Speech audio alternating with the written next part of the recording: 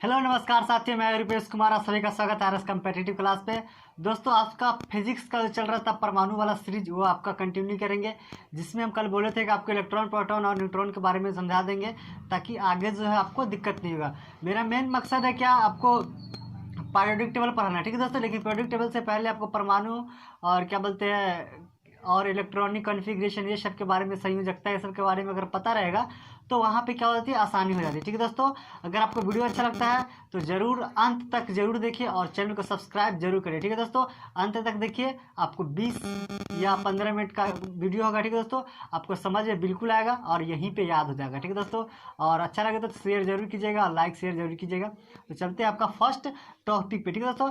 पहले तो आपको क्वेश्चंस यही पूछता है कि क्या बोलते हैं, मौलिक कण कितने होते हैं, परमाणु के मौलिक कण कितने होते हैं। मौलिक कणों की संख्या जो होती है दोस्तों 3 होती है, ठीक है दोस्तों। 3 होते हैं, इलेक्ट्रॉन, प्रोटॉन और न्यूट्रॉन। यहाँ पे दोस्तों पहले क्या कर दिए, लिख दिए हैं, ताकि आपका समय का बचत हो सके। स्मार्ट बोर्ड तो है नहीं तो समय लगता है लिखने में, तो इसलिए पहले लिख दिए, ठीक है दोस्तों। वीडियो अंत तक देखिएगा।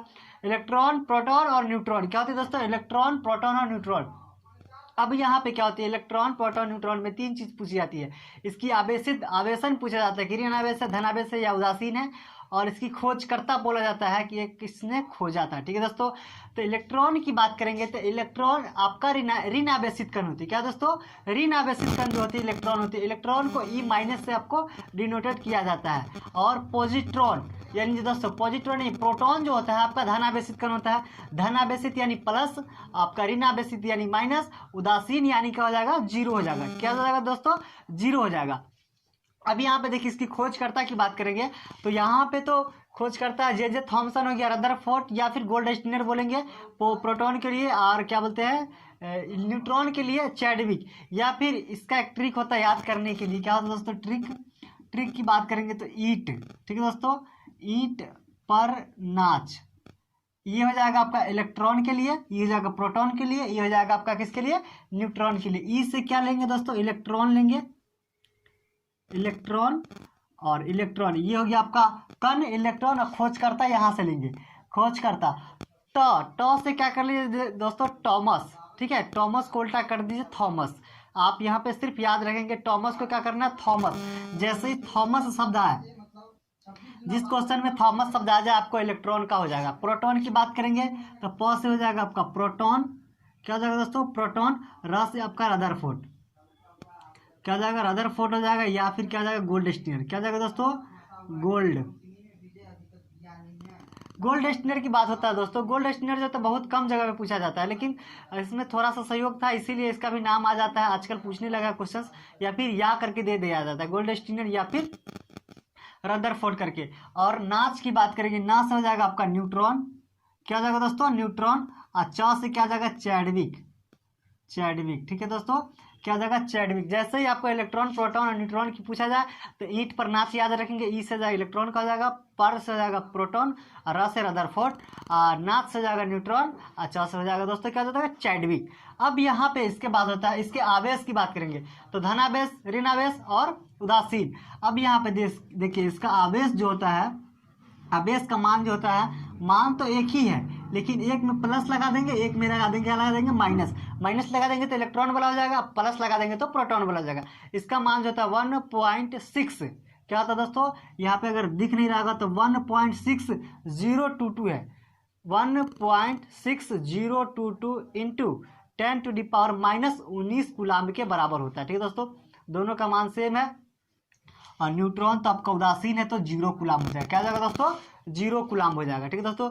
आपको वीडियो अच्छा लगे तो चैनल को सब्सक्राइब कीजिए, लाइक कीजिए, शेयर जरूर कीजिए और वीडियो को अंत तक जरूर देखिए, ठीक है दोस्तों। अब यहाँ पे क्या हो जाएगा, 0 इसका हो जाएगा। अब यहाँ पे देखिए इलेक्ट्रॉन। अब यहाँ पे 2 क्वेश्चंस जो होता है दोस्तों नया पूछने लगा है, ठीक है, कि इलेक्ट्रॉन को कौन सा किरण बोला जाता है और प्रोटॉन को कौन सा किरण बोला जाता है, कैथोड बोला जाता है या फिर एनोड। 2 प्रकार की होती है, एक कैथोड होती है, एक एनोड होती है। तो इसको याद कराने का हम कोशिश करेंगे। यहाँ पे देखिए, आप ट्रिक से याद कर सकते हो, ठीक है दोस्तों। इलेक्ट्रॉन जो होता है, ये इलेक्ट्रॉन हो गया, प्रोटॉन हो गया। इसमें 2 तरीके से बता रहे हैं, अगर याद हो जाए तो बहुत अच्छी बात है। इलेक्ट्रॉन क्या होती है दोस्तों, माइनस होती है, यानी ऋण आवेशित कण होती है। प्रोटॉन क्या होती है, प्लस होती है। अब कैथोड का अगर स्पेलिंग लिखोगे कैथोड का तो सी से शुरू होगा, और एनोड को लिखोगे तो ए से शुरू होगा, होगा कि नहीं। अब यहाँ देखो, पहले जब भी हम बोलते हैं तो क्या बोलते हैं, प्लस या माइनस, प्लस बोलते हैं ना, तो प्लस या फिर प्लस या माइनस बोलते हैं। यहाँ पे क्या करेंगे, ए और सी करेंगे, तो ए और सी, पहले ए आता है कि पहले सी आता है, तो पहले ए आता है। अब पहले क्या, जब भी हम लोग बोलते हैं तो प्लस बोलते हैं, माइनस कभी नहीं पहले बोलते हैं, पहले बोलते हैं प्लस या माइनस, ठीक है दोस्तों। या फिर जैसे जोड़ घटाव सीखते हैं तो पहले क्या सीखते हैं, जोड़ सीखते हैं, तो क्या सीखते हैं, प्लस।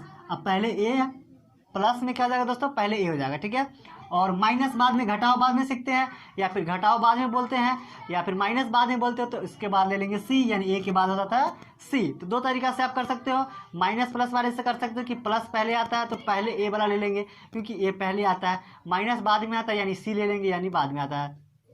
तो सी से क्या हो जाएगा, कैथोड हो जाएगा, ए से क्या हो जाएगा दोस्तों, एनोड हो जाता है। इस तरीका से आप याद रख सकते हो दोस्तों। क्या होता है साइंस में, क्या होता है ना, आप याद किसी चीज़ को रट कर याद नहीं कर सकते, अगर समझ सकते हो तो बहुत अच्छी बात है, लेकिन अगर समझते नहीं हो तो फिर प्रॉब्लम हो जाता है, ठीक है दोस्तों। तो इलेक्ट्रॉन को क्या बोलेंगे दोस्तों, कैथोड बोलेंगे, प्रोटॉन को क्या बोलेंगे, आपको एनोड बोलेंगे। तो इस तरीका से याद कर सकते हो। दूसरा तरीका है कि आप इस तरीका से याद कर लो, इलेक्ट्रॉन है, इलेक्ट्रॉन तो जैसे देखिए, इलेक्ट्रॉन सी यहाँ पे है ना दोस्तों, सी से क्या हो जाएगा, कैथोड हो जाएगा। अब इसको यहाँ से अगर इसको साफ कर देते हो तो ई जो है, ई आपका सी की तरह हो जाता है, ठीक है, ई जो हो जाता है सी की तरह हो जाता है, यानी इलेक्ट्रॉन कैथोड की तरह हो जाएगा। अब प्रोटॉन ऐसे लिखते हैं तो ए तो ऐसे ही लिखते हैं कि नहीं, तो इस तरीका से भी आप कर सकते हो कि ये यहाँ पे गोला है, यहाँ पे गोला है, तो इस तरीका से आप कर सकते हो। दो तरीका से आप कर सकते हो। इलेक्ट्रॉन को क्या बोलेंगे दोस्तों, कैथोड बोलेंगे, प्रोटॉन को क्या बोलेंगे, आप एनोड बोलेंगे। प्रोटॉन को सॉरी दोस्तों, प्रोटॉन को क्या बोलेंगे, एनोड बोलेंगे, हाँ ठीक है। अब यहाँ पे देखिए तीसरा पॉइंट जो होता है वेदन क्षमता, कि इलेक्ट्रॉन, प्रोटॉन और न्यूट्रॉन की वेदन क्षमता क्या होती है। तो न्यूट्रॉन की वेदन क्षमता सबसे अधिक होती है। क्या होती है, न्यूट्रॉन की वेदन क्षमता अधिक होती है, फिर प्रोटॉन की होती है, फिर इलेक्ट्रॉन की होती है। सबसे कम वेदन क्षमता इलेक्ट्रॉन की होती है, सबसे अधिक वेदन क्षमता क्या होती है, प्रोटॉन की होती है। प्रोटॉन की नहीं, न्यूट्रॉन की हो जाती है। किसकी क्या होती है दोस्तों, न्यूट्रॉन की होती है। या फिर इस तरीका से याद रखो, जीरो है ना, जीरो उदासीन है तो जीरो, इसके बाद बीच में प्लस वाला रखेंगे या बाद में माइनस वाला रखेंगे। पहले जीरो रखेंगे, कोई भी कब क्या होता है, पहले जीरो होता है, फिर प्लस होता है, फिर माइनस होता है, ठीक है। तो जीरो प्लस माइनस करके आप याद रख सकते हो इस तरीका से। अब यहाँ पे क्या होता है, परमाणु के द्रव्यमान की इकाई क्या आती है, परमाणु के द्रव्यमान जो मानते हैं हम लोग, क्या मानते हैं, परमाणु के द्रव्यमान। या फिर ये वाला पॉइंट बाद में बताएंगे, इसको पहले देख लेते हैं, न्यूट्रॉनो और पॉजिट्रॉनो। अब यहाँ पे देखेंगे न्यूट्रॉनो और प्रोटोनो। न्यूट्रॉन जो है दोस्तों, न्यूट्रॉन का उल्टा होता है न्यूट्रॉन, ठीक हो, न्यूट्रॉन का उल्टा होता है न्यूट्रोनो, और इलेक्ट्रॉन का उल्टा होता है पॉजिट्रॉन। यानी इलेक्ट्रॉन का उल्टा हो गया पॉजिट्रॉन और न्यूट्रॉन का उल्टा हो गया न्यूट्रोनो। तो इसकी खोज, न्यूट्रॉन की खोज किसने की थी दोस्तों, पाउली ने किया था, और पॉजिट्रॉन का खोज किसने किया था, एंडरसन ने किया था। इसकी बात करेंगे तो ये भी उदासीन कण हो जाएगा, क्या हो जाएगा दोस्तों, उदासीन कण हो जाएगा। पॉजिट्रॉन है यानी इलेक्ट्रॉन का उल्टा है, तो इलेक्ट्रॉन क्या था, ऋणावेशित था, ये भी आपका ऋणावेशित हो जाएगा। क्या हो जाएगा दोस्तों, ऋणावेशित हो जाएगा। और क्या बोलते हैं, इसकी आवेश की बात करेंगे तो न्यूट्रॉन के बराबर होता है, तो न्यूट्रॉन का क्या होता है, जीरो, तो जीरो कूलाम हो जाएगा। और यहाँ पे देखिए पॉजिट्रॉन होता है ना, पॉजिट्रॉन किस में था, माइनस में था, इसका कूलाम में 1.6022 इंटू 10⁻⁻19 कूलाम के बराबर ये भी हो जाएगा, क्योंकि इसका उल्टा है दोस्तों, ठीक है। तो उल्टा है, पॉजिट्रॉन एंडरसन ने खोजा था, न्यूट्रॉन आपका पाउली ने। ज़्यादातर आपका यही दो जो पूछता है कि इस क्वेश्चन के लिए, न्यूट्रॉनों और पॉजिट्रॉनों के लिए आपका ये वाला तो नहीं पूछता है, लेकिन इसका खोजकर्ता पूछता है, ठीक है दोस्तों। तो इस तरीका से आप याद कर सकते हो। यानी आप इलेक्ट्रॉन, प्रोटॉन, न्यूट्रॉन को अगर खोजकर्ता याद करना चाहते हो तो क्या करेंगे, ईंट पर नाच। और क्या बोलते हैं, कैथोड है या फिर एनोड है तो सी होता है, और क्या होता है, क्या होता है, सी हो गया, एनोड हो गया। एनोड के लिए क्या हो गया ए, और कैथोड के लिए होगा दोस्तों सी। अब पॉजिट्रॉन क्या होता है, क्या होता है, प्रोटॉन प्लस में होता है तो प्लस पहले आता है तो ए ले लेंगे, और माइनस बाद में आता है यानी आपको कैथोड ले लेंगे। तो इस तरीका से आप याद कर सकते हैं। इसके बाद आपका नेक्स्ट टॉपिक दोस्तों, इलेक्ट्रॉन, प्रोटॉन और न्यूट्रॉन ये सब के बारे में तो समझा दिए। एक जो आपका परमाणु में जो होती है कक्षा के बारे में समझा देते हैं।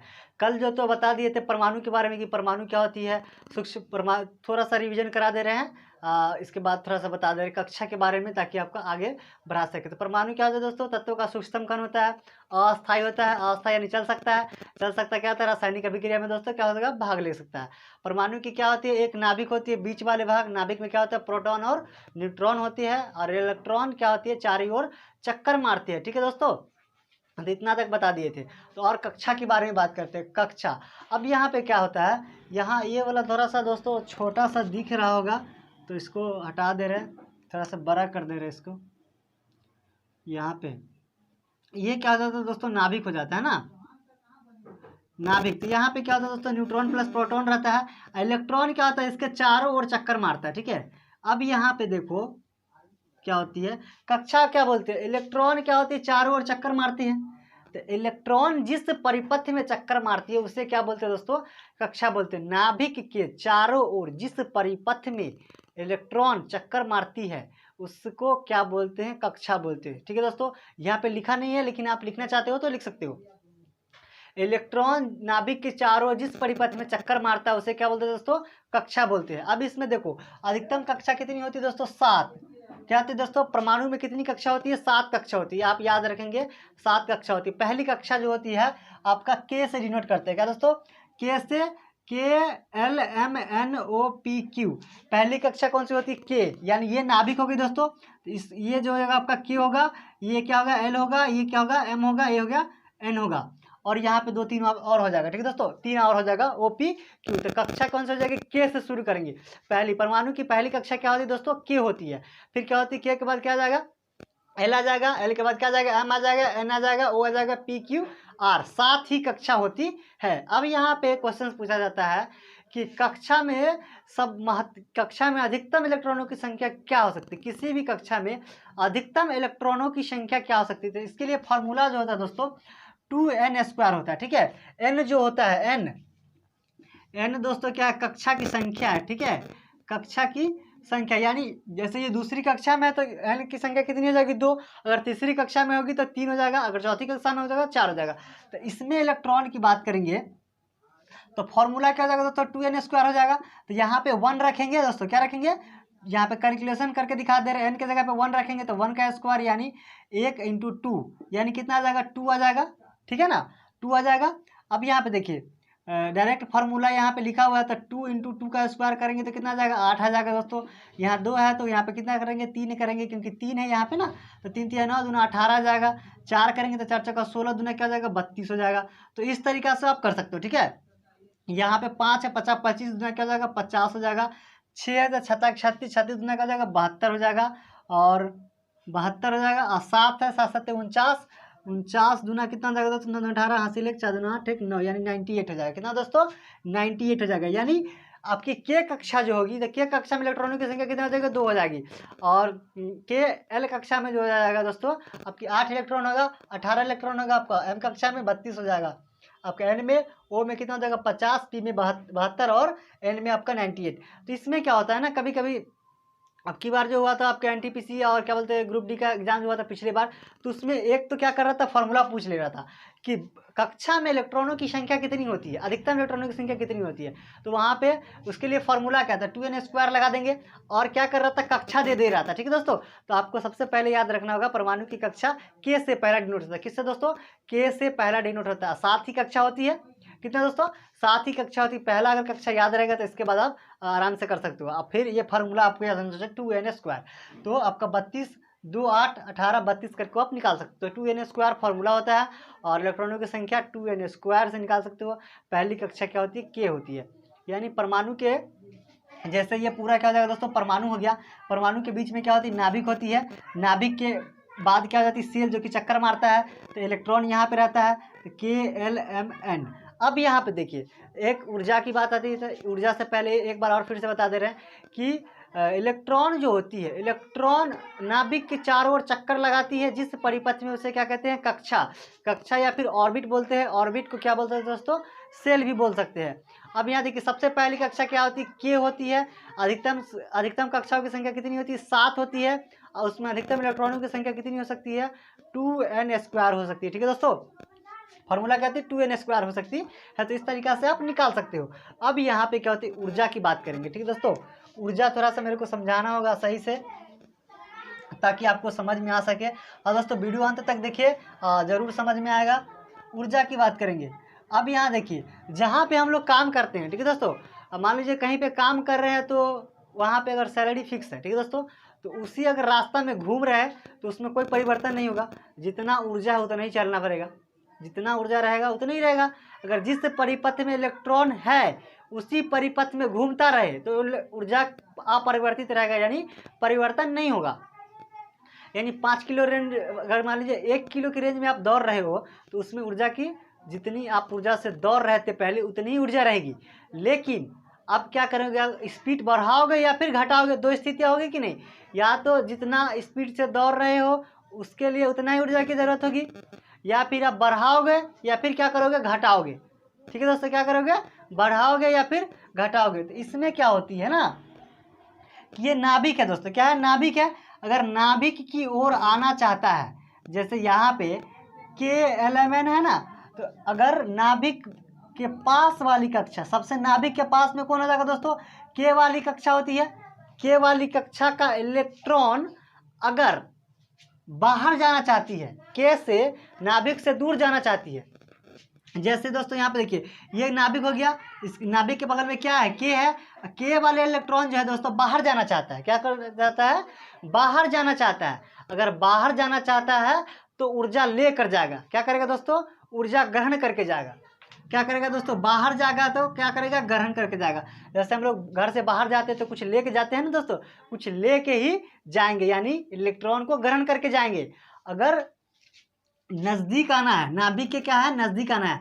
अगर मान लीजिए यहाँ पे K है, L वाली कक्षा से इलेक्ट्रॉन नाभिक के तरफ आना चाहता है, नाभिक के तरफ वाली कक्षा के साथ आना चाहता है, तो हम ऊर्जा को त्याग करके आएंगे। ठीक है दोस्तों, क्या करके आएंगे, त्याग करके आएंगे। इस तरीका से समझ सकते हो। या फिर दूसरा तरीका देखो कि नाभिक के बगल में है ना दोस्तों, नाभिक के बगल में क्या परिपथ बहुत कम होता है। ठीक है, नाभिक के परिपथ, नाभिक के बगल वाले परिपथ कम होता है, और उसके बाद वाले परिपथ जैसे जैसे लंबाई बढ़ेगा तो वैसे वैसे ऊर्जा की आवश्यकता ज़्यादा होगी। जैसे मान लीजिए ये नाभिक के बगल में है तो छोटा सा घेरा है, इससे आगे जाना चाहता है। ठीक है, तो इसके लिए दौड़ने के लिए क्या होगा दोस्तों, ज़्यादा ऊर्जा की ज़रूरत होगी, तो थोड़ा सा ऊर्जा दे देंगे, यानी ऊर्जा बढ़ेगा। लेकिन यहाँ पे बड़ा है कि नहीं, और इस परिपथ में छोटा है, ये परिपथ इस परिपथ से ही परिपथ छोटा है, तो क्या करेंगे, ऊर्जा को हम त्याग करके आएंगे, क्योंकि उतना ऊर्जा करके लेके क्या करेंगे, ऊर्जा बर्बाद हो जाएगी। इसीलिए अगर नाभिक के पास आते हैं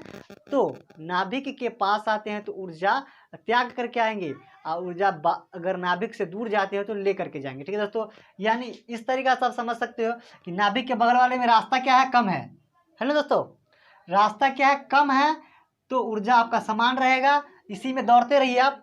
ठीक है, लेकिन इससे आप आगे जाना चाहते हो, इस राउंड में जाना चाहते हो, तो ये रास्ता क्या है, बड़ा है, तो ये ऊर्जा लेके जाना पड़ेगा।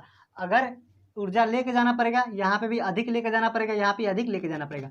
लेकिन इधर से आप आ रहे हो ना, तो यहाँ तो ज़्यादा ऊर्जा की जरूरत थी, लेकिन इससे यहाँ पे आओगे तो ये थोड़ा सा कम छोटा रास्ता है, तो ऊर्जा क्या करेंगे, त्याग के आएंगे। ठीक है सर दोस्तों, इस तरीका से आप याद कर सकते हो।